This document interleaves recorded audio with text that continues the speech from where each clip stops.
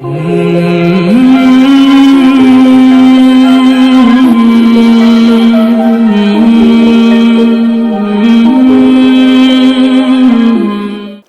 السلام علیکم۔ خصوصی پیشکش رہنما میں آج پھر ہم آپ کے ساتھ حاضر ہیں۔ ہمارے ساتھ حسب دستور موجود ہیں ڈاکٹر مولانا سید کاظم مہدی عروش صاحب جونپوری۔ ناظرین، کسی عربی کے شاعر نے اپنے عربی کے کلام میں ایک بہت خوبصورت مصرع امام کی شان میں کہا، مقید الاعداء و مقید القدر والقضاء۔ ایک زبر اور ایک زیر کے ساتھ مقید کا لفظ استعمال ہوا ہے، مگر اس میں پوری حیات جناب سید سجاد سمٹی ہوئی ہے۔ آپ فرماتے ہیں کہ سلام ہو اس پر جو اعداء کی قید میں تھا، مگر قضاء و قدر اس کی قید میں تھے۔ بادشاہ اسلام کو دی زندگی سجاد نے، مسخ ہونے دی نہ تاریخ نبی سجاد نے۔ بادشاہ اسلام کو دی زندگی سجاد نے، زلزلے ٹھہرے رکی آندھی تو سنبھلی کائنات، ایک سجدے سے قیامت ٹال دی سجاد نے۔ ناظرین، آج ہم آپ کی حیات کے ان گوشوں کو آپ کے سامنے پیش کریں گے جو کربلا سے متعلق ہیں۔ امام کو جو ان کے اہم ترین القاب جن سے ہم یاد کرتے ہیں، بیمار کربلا، زین الساجدین، زین العابدین، آدم اہل بیت جیسے سارے القاب میں کہیں نہ کہیں کربلا کا دخل ضرور ہے۔ انسان اللہ کے علی کل شیء قدیر ہونے کا اگر واقعی معنوں میں قائل ہونا چاہتا ہے تو ایک بار کربلا کا رخ کرے کہ کس طریقے سے اس نے ایک امام کو بچایا، ایک اس ہستی کو بچایا جس کے صدقے میں یہ پوری کائنات ٹھہری ہوئی ہے۔ میرے بزرگ، ہمارے والد، ہمارے والدین کے ماموں مولانا وسیم محمد صاحب قبلہ، آپ کا ایک بہت خوبصورت شعر ہے کہ چپا چپا دہر کا کوثر سے جا کر مل گیا، نسل زہرا اس طرح سے باڑھ پر آئی کہ بس۔ سبحان اللہ۔ اور یہ شعر سید سجاد کے بچ جانے سے اپنی معنویت کا صحیح اظہار کرتا ہے۔ آج ہم امام کے انہی القاب کی طرف کہ جو کربلا سے اپنی ابتدا، اپنی پہچان رکھتے ہیں، ان کا ذکر کریں گے۔ اس کے پہلے میں چاہوں گا کہ جب میں نے ایک مرحوم کا ذکر کیا تو ایک اور عظیم شخصیت علامہ جوادی کا بھی تھوڑا سا ذکر ہو جائے، عظمت جناب سید سجاد کے حوالے سے کہ سجاد اسیر جور ہوئے، افسوس کسی نے یہ نہ کہا، یہ پاؤں ستون کعبہ ہیں، زنجیر کسے پہناتے ہو۔ جناب السلام علیکم۔ وعلیکم السلام ورحمۃ اللہ وبرکاتہ۔ امام زین العابدین علیہ السلام کے جو القاب ہیں وہ بھی ہمیں بڑے منفرد نظر آتے ہیں، جی، اور بعض جگہ کے اوپر اگر آدمی صحیح معرفت نہیں رکھتا ہو تو کچھ مبالغے کی حد تک پہنچ سکتا ہے کہ یہ مبالغہ تو نہیں ہے، مگر القاب جو ائمہ کے ذریعے ملتے ہیں اس میں مبالغہ نہیں ہوتا، حقیقت ہوتی ہے۔ بیان فرمائیں۔ بسم اللہ الرحمن الرحیم۔ آپ نے بڑا خوبصورت سوال کیا۔ القاب کسی کے بھی ہوں،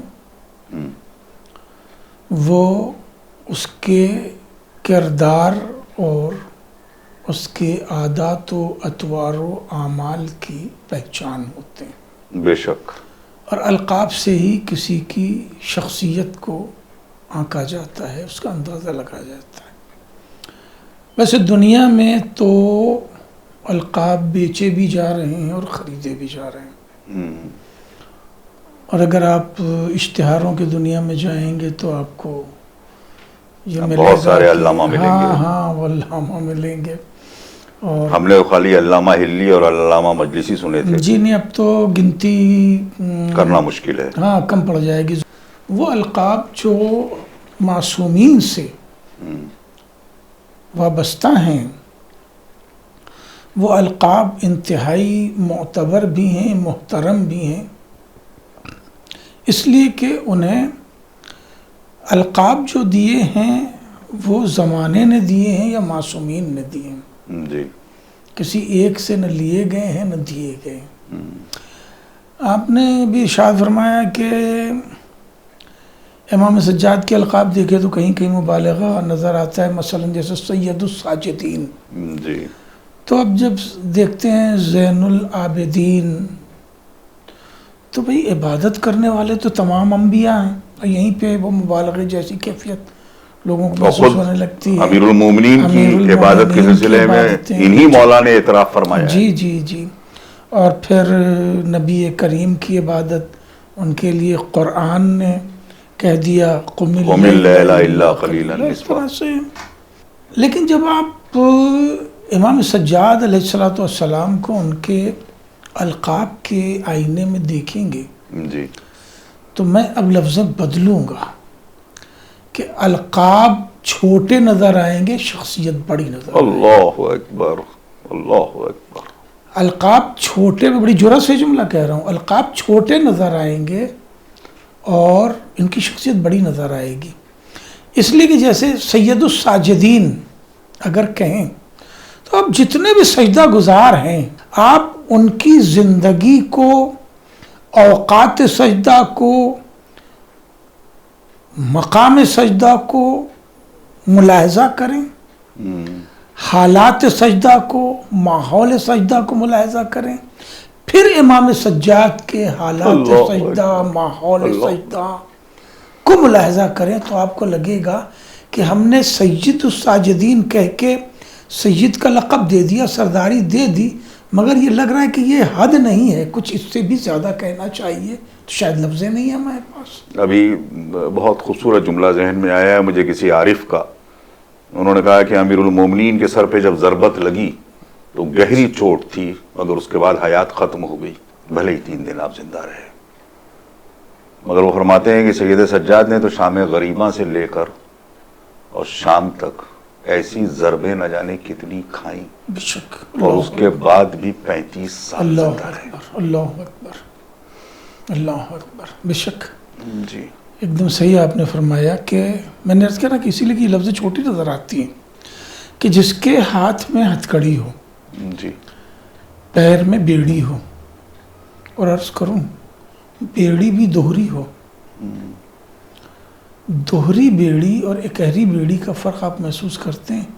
اکہری بیڑی پہن کر کے آدمی جو بیڑی کا ڈسٹنس ہوتا ہے اتنے پیر چلا سکتا ہے، لیکن جب بیڑی دوہری پہنا دی جائے تو اتنا پیر بھی بڑھانا آسان نہیں ہوتا، اس لیے کہ دونوں بیڑیاں جو ہیں وہ ایک دوسرے کو پھیلنے سے روکتی ہیں۔ اب آپ سوچئے دوہری بیڑی ہے، ہتھکڑی ہے، کمر میں لنگر ہے، گلے میں توق خاردار، اللہ اکبر، اتنی اذیتوں کے بعد نماز یاد رہنا مشکل ہے، اللہ نہ کہ اوقات نماز کا خیال رکھنا، ایسے میں کہ اتنی اذیتوں کے باوجود کوئی منادی دے رہا ہے، تماشا دیکھنے والوں تماشا دیکھو، کوئی تازیانے چلا رہا ہے، کوئی ناکہ کھینچے لیے جا رہا ہے، ایسے میں اول وقت نماز کا خیال رکھنا اور ذکر پروردگار کرنا۔ آپ غور کریں، کیوں نہ کہا جائے سید الساجدین، اور جہاں سید الساجدین کہا گیا اب اسی سے جوڑیے سید الصابرین۔ اللہ اکبر۔ جناب ابراہیم نے جب جناب اسماعیل کو پورا خواب بتایا جی کہ میں تمہیں ذبح کر رہا ہوں، وقت نہیں کہ تفصیل میں جائے سنتے ہیں، قرآن کا واقعہ ہے، تو جناب اسماعیل نے جب لفظیں سنی ہوں گی کہ میں تمہیں ذبح کر رہا ہوں، تو ان کے ذہن میں کہیں نہ کہیں کسی نہ کسی حد تک اس اذیت کا احساس بیدار ہوا ہوگا، نفسیاتی بات ہے۔ تو انہوں نے کہا کہ ستجدنی انشاءاللہ من الصابرین، آپ مجھے انشاءاللہ صبر صابرین میں کرنے پائیں گے۔ والوں میں سے پائیں گے۔ دیکھیے اس میں من الصابرین بہت اہم ہے۔ انہوں نے یہ نہیں کہا کہ میں صبر کروں گا، انہوں نے کہا آپ مجھے صبر کرنے والوں میں سے پائیں گے۔ جی تب بھی ان کے ذہن میں یہ ہے کہ مجھے صبر کرنے والوں میں سے پائیں گے۔ اس سے دو ہی باتیں ہیں، یا یہ کہیے کہ جناب اسماعیل کے علم میں یہ بات تھی کہ اتنی بڑی اذیت کہ ایک باپ اپنے بیٹے کو ذبح کر رہا ہے، اتنی بڑی اذیت سے بھی کچھ بڑی اذیتیں ہیں جس میں اللہ کے بندے صبر کرنے والے ہوں گے۔ تو یا یہ کہیے کہ ان کے علم میں تجربے، مشاہدے، علم کی بدولت یہ بات تھی، یا یہ کہیے کہ اللہ کی طرف سے انہیں علم کربلا وصیت کیا گیا تھا، کیا کہنا ہے، اسی لیے کیا انہوں نے کہنا کہا ہے۔ کہ آپ مجھے صبر کرنے والوں میں سے پائیں گے۔ تو ذبح ہونے والا اپنے باپ کے ہاتھوں سے کہہ رہا مجھے صبر کرنے والوں میں سے پائیں گے۔ اب اسے تصور کیجئے کہ جس نے اپنے بھائیوں کے لاشیں دیکھے، اپنے باپ کا سروں کے نیزہ پر دیکھا، شام غریباں کی آفت دیکھی، اس کے بعد بھی نماز مغرب بھی پڑھی، نماز عشاء بھی پڑھی تیمم کے ذریعے۔ اللہ کہیں گے آپ؟ اکبر، اللہ اکبر۔ کیوں نہ کہیں کہ سید الساجدین ہے، سید الصابرین ہے، زین العابدین۔ اچھا میں عرض کروں، زین العابدین کے لیے عام طور سے وہ روایت پڑھی جاتی ہے کہ وہ شیطان آیا اور اس نے انگوٹھا چوس لیا اس نے، اور وہ ہے روایت ہے، تو میں کہتا ہوں کہ اس نے بھی اعتراف کیا ہوگا، اور یہ اعتراف انت زین العابدین۔ ہاں، انت زین العابدین اعتراف کیا ہوگا، اور یہ اعتراف اس اعتبار سے بڑا اہم ہو جاتا ہے کہ جو سجدے ہی کی بنیاد پر نکالا گیا اور جو کیا سجدے کہنا ہی کا ہے، سبحان دشمن ہوا، اللہ سبحان اللہ۔ جی سجدے ہی کی بنیاد پر نکالا گیا اور سجدے ہی کا دشمن ہوا اور سب سے زیادہ نماز ہی میں ورغلاتا ہے، وہ کہہ رہا ہے کہ انت زین العابدین۔ مگر ہماری شیخ میں ایک روایت بہت اہم ہے اور وہ مجھے اس سے زیادہ اچھی لگتی ہے۔ ایک ابلیس کا اعتراف اور ہے، اس میں انہوں نے لکھا ہے کہ روز محشر جب انبیاء، اولیاء، اوصیاء، صالحین، مومنین، متقین صف در صف لگے ہوں گے، اس وقت عرش سے ندا آئے گی اینا زین العابدین، اللہ اللہ۔ اینا زین العابدین۔ تو روایت کہتی ہے کہ انبیاء اولیاء کو دیکھیں گے کہ نہیں ہم میں تو نہیں ہوگا، ان میں کوئی ہوگا، اولیاء اوصیاء کو دیکھیں گے ہم میں تو کوئی نہیں، ان میں کوئی ہوگا، سب ایک دوسرے کو دیکھیں کہ زین العابدین عبادت کی زینت کون ہے، سوچیں گے ہو سکتا ہے رسول ہوں، مولا کائنات ہوں، تو پیچھے سے جناب امام سجاد کھڑے ہوں اللہ اور قدرت انہیں آگے بلائے گی، تو قدرت کا کہنا زین العابدین، یہ سبحان اللہ سبحان اللہ۔ کیونکہ بچوں جیسی فکر رکھتے ہوئے ایک سوال آپ سے کر رہا ہوں، ہمارے ائمہ ہیں، ایسی شخصیتیں ہیں کہ جن پر ہزار بار جانے فدا ہو، شک ان کی چھوٹی سی بھی تکلیف برداشت نہیں ہوتی۔ مجھ سے کسی لڑکے نے سوال کیا ہے کہ امام حسین علیہ السلام کی قربانی خود بذات خود کافی تھی کربلا شناسی کے لیے اور دین شناسی کے لیے، مگر اتنی اذیت جو جناب سید سجاد کو ملی، جو جناب زینب کو ملی، یہ دونوں کا ذکر کیا کہ میں وہی سوال آپ سے کر رہا ہوں کہ کیوں کربلا لے گئے؟ ہاں، ایک سوال یہ ہے کہ کیوں کربلا لے گئے۔ اب اس کو آپ اس طرح سے سوچئے، منظر کو لفظیں دیجئے، ہم دونوں مل کے منظر کو لفظیں دیں۔ امام، اب منظر کو بہت مختصر کرنی ہے بات، ورنہ اس میں ہم جنگ احد بھی پیش کر سکتے ہیں۔ جنگ احد میں جب قتل و غارت دونوں طرف ہو گئی، مسلمانوں نے دھوکہ دیا، دونوں طرف قتل و غارت ہوئی، اس کے بعد پھر وہ جانے لگے کفار یہ کہتے ہوئے کہ ہم نے بدر کا بدلہ لے لیا۔ رسول نے کہا اپنے اپنے مجروحین کو سنبھالو اور ان کے پیچھے چلو. کیوں اب ان کے پیچھے جا رہے ہیں؟ یہاں تو لاشیں پڑی ہوئی ہیں، کچھ لوگوں کو لاشوں کو دفن کرنے کے لیے چھوڑا، ان کے پیچھے کیوں مجروحین کو لے کر جانے کے لیے؟ کہا صرف اس لیے کہ یہ نہ سمجھیں کہ ہم ٹوٹ گئے ہیں، اللہ ہم ختم ہو گئے ہیں، اللہ اکبر. ان کے بدلے سے ہم مجروح ہو گئے ہیں، یہ نہ سمجھیں. یا پھر ایسا ہی منظر آپ کو خندق کے بعد ہی ملے گا.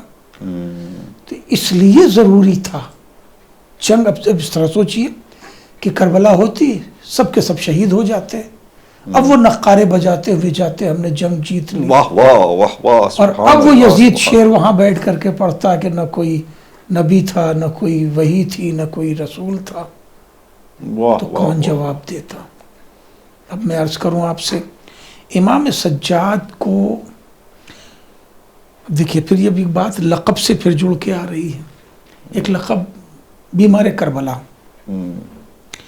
شعراء، نوحہ خاں، ذاکرین جب امام سجاد کا ذکر کرتے ہیں بیمار کربلا، بیمار کربلا، تو سامعین کے اس کے بعد بھی بیمار کربلا کو زنجیر پہنائی گئی، ہتھکڑی پہنائی گئی، بیمار کربلا کو شام لے جایا گیا.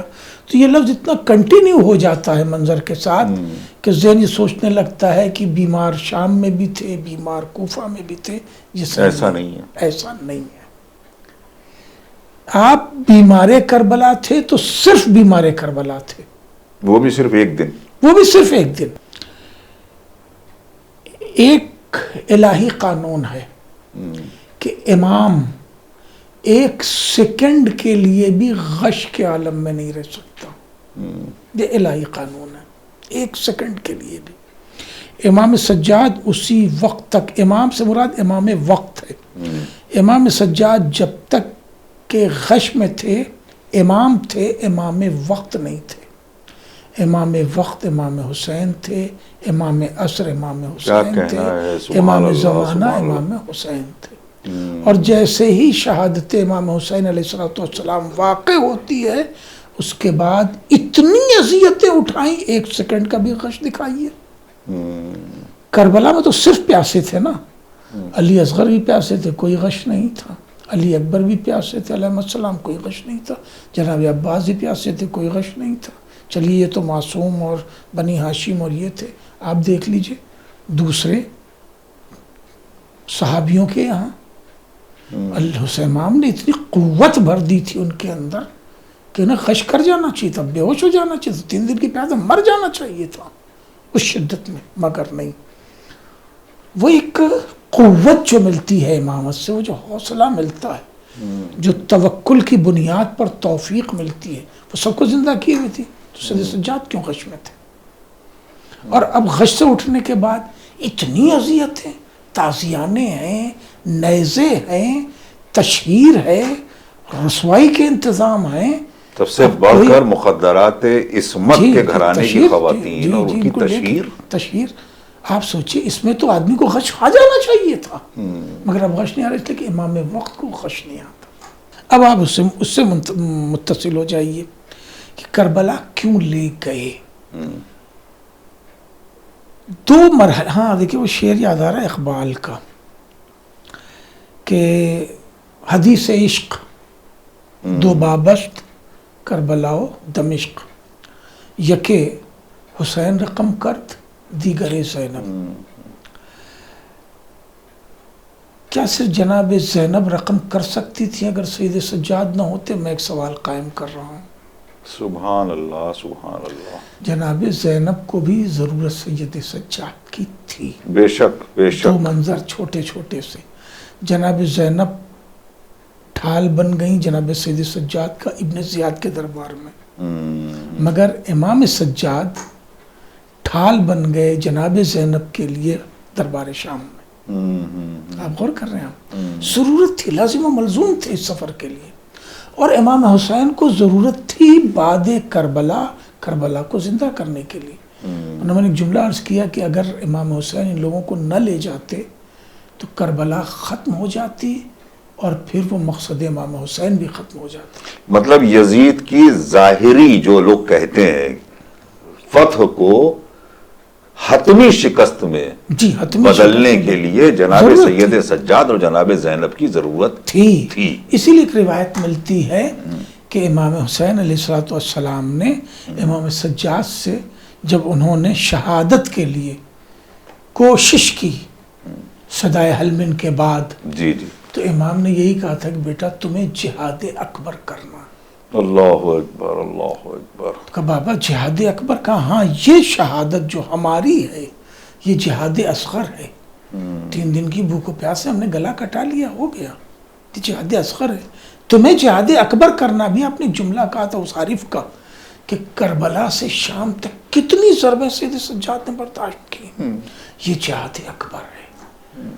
امام حسین علیہ السلام کے وہ میر انیس کا مشہور مصرع ہے 1900 زخم تنے چاک چاک پر.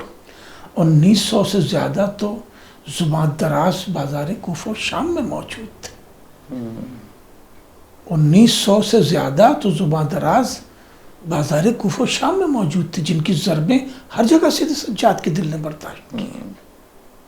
ارے یہی کیا کم ہے کہ جس جگہ کے گزر رہے ہیں ان کے اوپر آگ اور پتھر برسانے کے ساتھ ساتھ صدقہ برسایا جا جی رہا جی ہے. جی جی ان کو باغیوں کا قافلہ کہا جا رہا جی ہے. بے شک بے شک. امام وقت جیسا علامہ جوادی نے کہا ہے کہ جس کے پاؤں ستون کعبہ ہوں، جی جی جی بالکل بالکل. اس کو تم کہہ رہے ہو یہ باغیوں کا قافلہ. آپ سے کیسے کیسے زخم اللہ برداشت کر رہے ہیں. اکبر. اور زبان کا زخم بڑا کاری ہوتا بہت ہے. کاری ہوتا ہے. تو ضرورت تھی، کربلا کو سید سجاد کی ضرورت تھی، اس لیے لے کے گئے تھے. اور ایک بات اور عرض کر دوں اب بالکل الگ سے، کربلا جس مقام پہ کھڑی ہونے والی تھی، اگر امام سجاد کو نہ لے جاتے تو کہاں چھوڑتے؟ مدینے میں. یہ کہ بیٹا تم یہاں مدینہ سنبھالو، مثلا ہم وہاں جا رہے ہیں.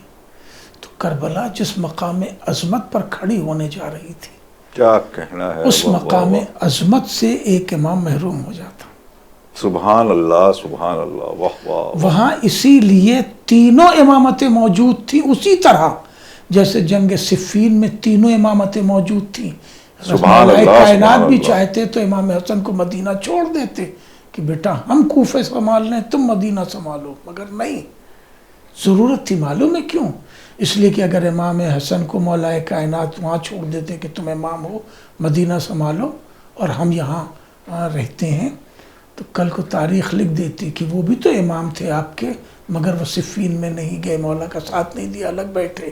اسی طرح امام سجاد کے لیے کہا جاتا ہے. بہت اچھی بات ہے. اور یہ بات آج کے زمانے کے لیے بہت خوبصورت جملہ آپ نے کہا کہ جناب محمد حنفیہ جی اور جناب عبداللہ ابن جعفر کیا مصلحتیں تھیں اور کیوں امام نے چھوڑا. اور پوری امام کی حیات میں جو اس کے بعد بھی تقریباً 6 مہینے کی حیات ہے، آپ نے ایک بار بھی اس کا ذکر نہیں کیا، نہ شکوہ کیا. اور اس کے بعد آج جرتیں یہاں تک بڑھ گئیں کہ جناب محمد حنفیہ اور جناب عبداللہ ابن جعفر نے دغا کیا. معاذ اللہ معاذ اللہ. کربلا نہیں ہے یہ تو وہی والی کیفیت ہے. تو وہ تو اگر جناب سید سجاد بھی رک جاتے جی جی تو بالکل بات کہاں کی کہاں پہنچتی. بالکل. یہ نافہم اور بے ادراک لوگ ہیں جنہوں نے مطالعہ نہیں کیا ہے، سنی سنائی باتوں پہ تبصرہ کرنے کے لیے بیٹھ گئے ہیں. کیا ہو سکتا ہے کہ وہ پڑھے لکھے سمجھے جاتے ہوں مگر انہوں نے دقیق مطالعہ نہیں کیا. سبحان اللہ سبحان اللہ. تو ظاہر ہے کہ ہمارے تمام دستور رہا ہے کہ ایک امام کی موجودگی میں دوسرا امام لب کشائی نہیں کرتا، کیونکہ وہ امام وقت نہیں ہوتا. امام میں وقت نہیں ہوتا ہے. یہ شروع سے امیر المومنین کے زمانے سے یہ سیرت رہی ہے. تو وہاں پر یہ باتیں سوچنا بھی کہ 10 محرم کے پہلے تک جناب سید سجاد نے کوئی اپنا انیشیٹو لیا ہوگا، یہ ایک حماقت ہے، یعنی بے معرفتی کا جملہ ہوگا. جی بالکل. میں 2-3 چیزیں بڑی عجیب و غریب ہیں. ایک شام غریبہ میں جناب سید سجاد کا رول، ایک 11 محرم کی صبح کا رول.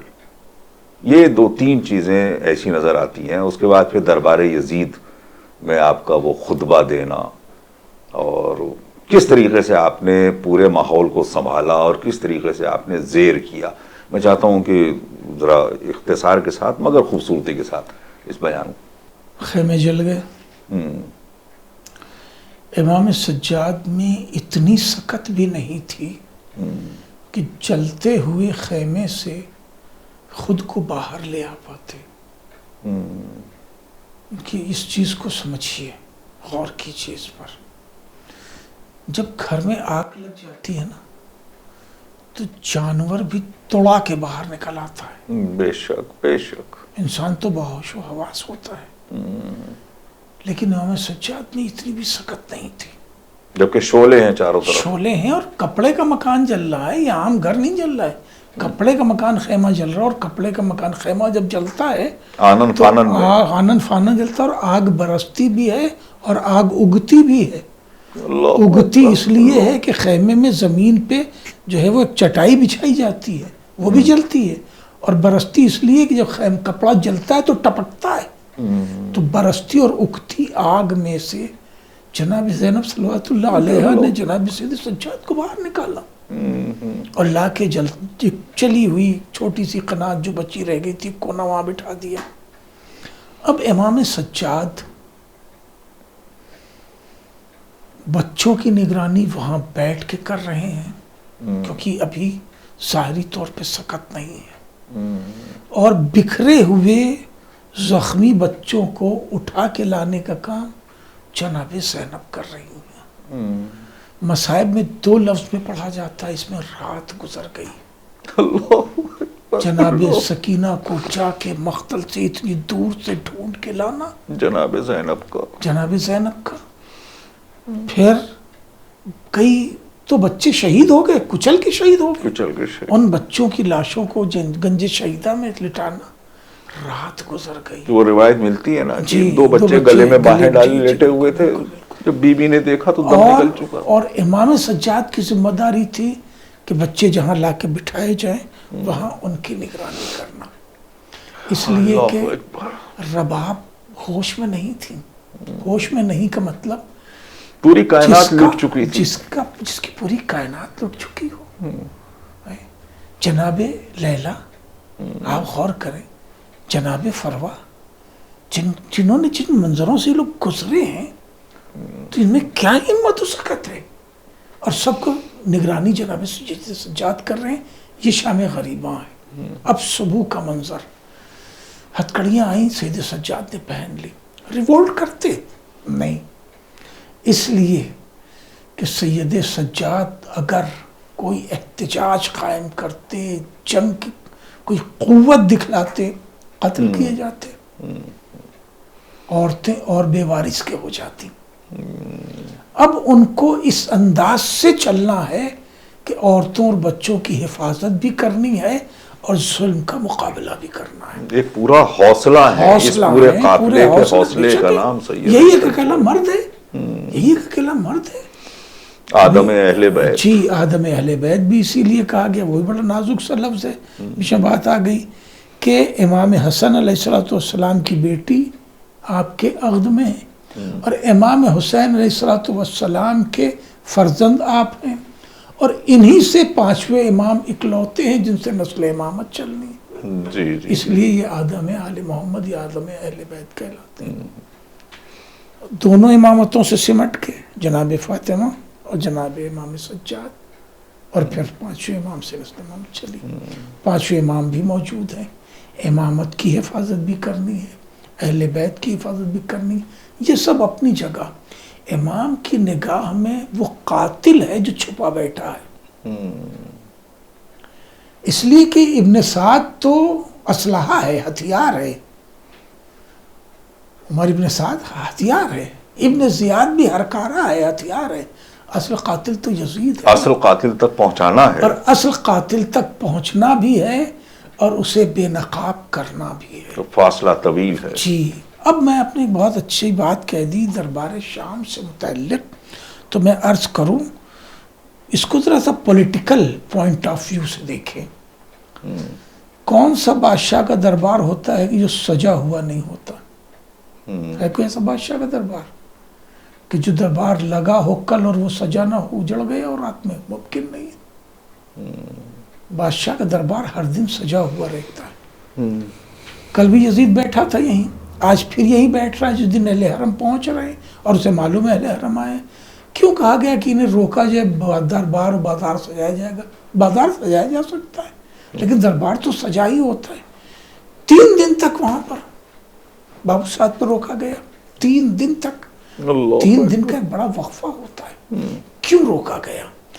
اس لیے کہ یزید کو ہر قبیلے کے رؤسا کو بلوانا تھا، ہر علاقے کے بڑے آدمی کو بلوانا تھا، سرداروں کو بلوانا تھا، کئی قریبی سرحدوں کے سفیروں کو بلوانا تھا، اور جو آ چکے تھے انہیں اپنے مہمان رکھا ہوا تھا، ان کا انتظام کرانا تھا۔ اور کم کی روایت ہے 300 کرسی نشین، ہزاروں جو تھے وہ دربار عام میں کھڑے ہوئے لوگ تھے، ہزاروں کی تعداد میں کرسی نشین کی روایت ہے، مانی وی آئی پیز، ہاں 700 تک، منیمم 300 سے 700 تک کرسی نشین کا مطلب وی آئی پیز ہوتے ہیں، دربار میں کرسی نشین وی آئی پیز ہوتے ہیں۔ یہ وی آئی پیز کیوں بلائے تھے اس نے؟ یہ وی آئی پیز اس نے اس لیے بلائے تھے تاکہ سارے علاقے اور ساری سرحدوں تک یہ خبر پہنچائی جا سکے کہ نہ اب کوئی اسلام ہے، نہ اب کوئی قرآن ہے، نہ اب کوئی مصطفیٰ ہے، نہ اب کوئی دین ہے، اب جو یزید کہے گا وہی قانون ہے، وہی دین ہے، وہی شریعت ہے۔ اور اسی لیے وہ شراب بھی پی رہا ہے، امیر المومنین کہلوا بھی رہا ہے، سر دربار پی رہا ہے، یہ بتا کے کہ اب ہمارا دین چلے گا، ہماری تہذیب چلے گی، اور یہ کہہ رہا ہے کہ نہ کوئی لا خبر جاء ولا وحی نزل، کہ نہ کوئی خبر آئی نہ کوئی وحی کا انکار، جبریل کا بھی انکار ہے، خدا کا بھی انکار ہے، کچھ نہیں ہے، یہ بنی ہاشم کا ایک پلے ہے، ایک کھیل ہے، ایک ڈھکوسلا ہے، ایک ڈرامہ ہے، یہ ان کو سنانے کے لیے۔ اب یہاں پر دین ختم ہو رہا ہے، اور یہیں پہ ضرورت ہے امام وقت کی۔ اب امام سجاد نے منبر پر کھڑے ہو کر کے یہ کہا کہ جو مجھے پہچانتا ہے پہچانتا ہے۔ یہ جملہ کہنے کی کیا ضرورت تھی؟ یہ کہنے کی ضرورت اس لیے تھی تاکہ دنیا یا روایت لکھ لے کہ یہاں ایسے نہیں ہے کہ سب اننون ہے، نہیں، یہاں کچھ ایسے ہیں کہ جو جان بوجھ کے مرعوب ہیں یزید کی حکومت سے اور ڈر کے مارے خاموش ہیں، وہ پہچانتے ہیں کہ ہم کون ہیں۔ اس لیے کہا کہ جو پہچانتا ہے وہ پہچانتا ہے، اور بہت سے ایسے جو بلائے گئے ہیں وی آئی پی جو نہیں پہچانتے وہ مجھے جان لیں کہ میں رسول کا نواسا ہوں، میں کعبہ کا فرزند ہوں، میں منہ کی اولاد ہوں، یعنی میں وارث ہوں، میں دین کا وارث ہوں، شریعت کا وارث ہوں، مصطفیٰ کا نواسا ہوں۔ یہ کہہ کے یہ بتا دیا کہ یزید نہ قرآن ختم ہوا ہے، نہ دین ختم ہوا ہے، نہ رسالت ختم ہوئی ہے۔ اس لیے ضرورت تھی کہ امام حسین سید سجاد کو لے آئیں، اس لیے ضرورت تھی کہ اتنی ساری ہتھکڑیاں اور بیڑیاں سنبھال کے دربار شام تک امام سجاد جائیں تاکہ اس کا یہ پولیٹیکل اسٹرینتھ جو ہے اسے توڑ دیا جائے۔ اللہ اکبر۔ یہ پلے اور ڈرامہ تو دراصل یزید کا تھا جسے توڑنے کے لیے ضرورت تھی امام سجاد جیسے انسان۔ اللہ اکبر۔ روایتوں میں ملتا ہے کہ ساری زندگی روتے رہے، کسی گزرگاہ پہ جانور بھی اگر ذبح ہوتے دیکھتے تھے تو اپنے بابا کو یاد کرتے تھے۔ کیسے ختم ہوئی ہمارے امام کی زندگی؟ میں چاہتا ہوں 2 جملے اس کیفیت کو بھی بیان کر دیجئے کہ جو وقت شہادت جس کیفیت سے آپ گزرے ہیں۔ جب کوئی منظر جذباتی ہو، احساس سے بہت قریب ہو، تو وہ منظر انسان کی نفسیات سے ایسا جڑ جاتا ہے کہ وہ تاحیات بھلانا بھی چاہے تو بھلا نہیں پاتا۔ اس میں 2 منظر بڑے کربناک تھے۔ ایک وہ کربلا کی پیاس، جس پیاس سے سید سجاد خود بھی گزرے تھے، اور جس پیاس کو انہوں نے اصغر پہ بھی طاری دیکھا تھا، کیونکہ پیاس 3 دن کی تھی اور غش 1 دن کا تھا۔ اپنی 4 سال کی بہن کو بھی دیکھا 2 دن سے پیاسی ہے، 6 مہینے کے اصغر کو بھی دیکھا 2 دن سے پیاسا ہے، اپنے بابا کو بھی دیکھا 2 دن سے پیاسا ہے، اور جب غش سے آنکھ کھلی تو یہ دیکھا کہ میرا بابا پیاسا شہید کر دیا گیا۔ اس لیے جب بھی امام سجاد کو پانی نظر آتا تھا، یہاں تک کہ وضو کا بھی پانی نظر آتا تھا، تو امام کو وہ کربلا یاد آ جاتی تھی کہ ارے یہ پانی ہے، جس پانی کو ہم وضو کے لیے آج بہائیں گے، گرا دیں گے ہاتھ سے مت کر کے، یہ پانی میرے بابا کو نہیں ملا تھا۔ اور دوسرا منظر، اللہ اکبر، اسی لیے امام کا پیاسا شہید ہونا اتنا دل سے لگا ہوا تھا کہ اگر کسی قصاب کو امام دیکھتے تھے گوشت فند لے جاتے ہوئے تو پوچھتے تھے بھائی تو نے اسے پانی تو پلا لیا ہے نا؟ اس لیے کہ باپ کا پیاسا شہید ہونا، یا تو کہتے تھے ہاں جو اللہ نے حلال کیا ہے وہ حلال ہی رہے گا، تو ذبح کرنے لے جا رہا تجھ پہ حلال ہے، مباح ہے، لے جا، مگر بس اتنا بتا دے کہ تو اس نے پانی پلا دیا ہے کہ نہیں پلا دیا۔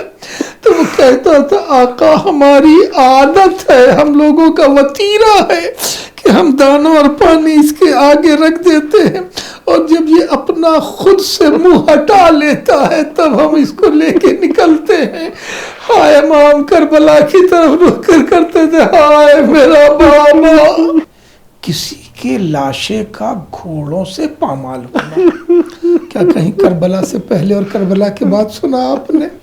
نہیں، مگر امام سجاد نے اپنے بابا کا بے گور و کفن لاشا، ایک تو بے گور و کفن، دوسرے سر بریدہ اور تیسرے گھوڑوں سے وہ پامال لاشا 11 محرم کو اپنی آنکھوں سے دیکھا تھا کہ جس منظر کو دیکھنے کے بعد آپ کا چہرہ متغیر ہو جاتا تھا، ہو گیا تھا۔ یہی وجہ ہے کہ جب امام کسی بھی سر بریدہ جانور کو دیکھتے تھے قصاب کے ہاتھ تڑپ جاتے تھے، کربلا یاد آ جاتی تھی، تو اسی لیے قصاب جانوروں پہ، ذبح شدہ جانوروں پہ کپڑے ڈال دیا کرتے تھے۔ یہ طریقہ آج تک دنیا میں رائج ہو گیا کہ مذبوح کو چھپا دیا جاتا ہے کہ نگاہ نہ پڑے۔